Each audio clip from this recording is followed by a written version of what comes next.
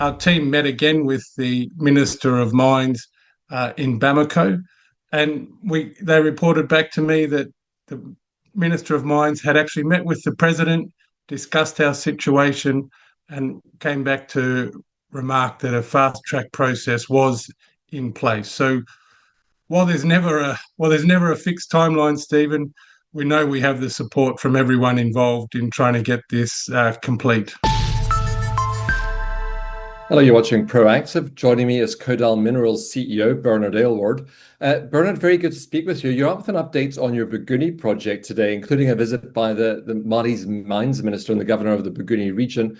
What feedback did they give you, and how important is their support to the project's momentum? Yes, good morning, Stephen, and thanks for that. Look, we've always found that we've had very strong support from both the regional level, and the governor and his team have always been very positive towards us and very proactive in their help.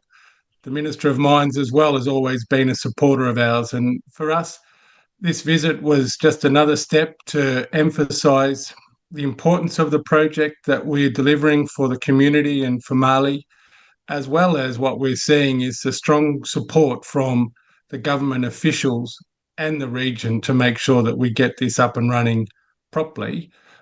This visit followed on from a couple of visits from the DNGM, or the mining bureaucracy. We've answered all their queries. We've shown and demonstrated the plant operating successfully. Clearly, when they were on site, they were able to see at least the 42,000 tonnes of spodumene that really we're running out of room to store, and we need to get the export happening as soon as possible. It was a really good opportunity for our team to demonstrate that to the government officials, to speak to them directly and highlight our requirement for the export to commence as soon as possible. I mean, how soon do you expect that export permit to be granted, Bernard? Look, it's been a process that we've been working through for a while now, Stephen. We've had, as I mentioned, various visits from government officials. We've had meetings with the Minister of Finance. On all levels, we're getting that support and positive affirmation that we'll be receiving the licence as soon as possible. Following the visit that took place late last week, our team met again with the Minister of Mines in Bamako, and they reported back to me that the Minister of Mines had actually met with the President, discussed our situation, and came back to remark that a fast track process was in place. So while there's never a fixed timeline, Stephen, we know we have the support from everyone involved in trying to get this complete. In the meantime, could you update us on what's happening on the ground at the project, Bernard, and particularly the impact that the wet season might have had on you? Yeah, look, it's a typical time of year in Mali. It's a wet season. We've had quite a bit of heavy rain on site, perhaps not as much as last year, but again, we've had some inundation into the pit. We're busy pumping that out now.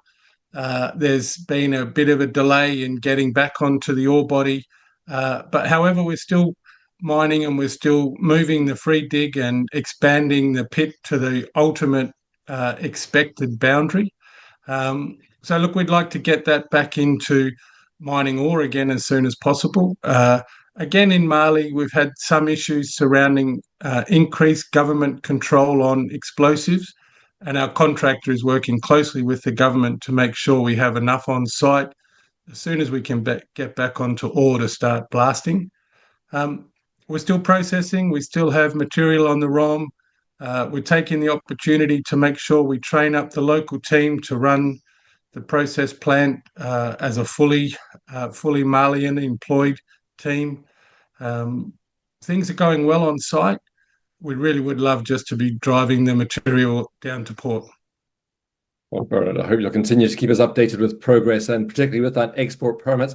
Great speaking with you today. Yes, we will do, Stephen, and we hope we report back with some good news soon. Thanks very much. You're very welcome, Bernard Aylward, the CEO of Kodal Minerals.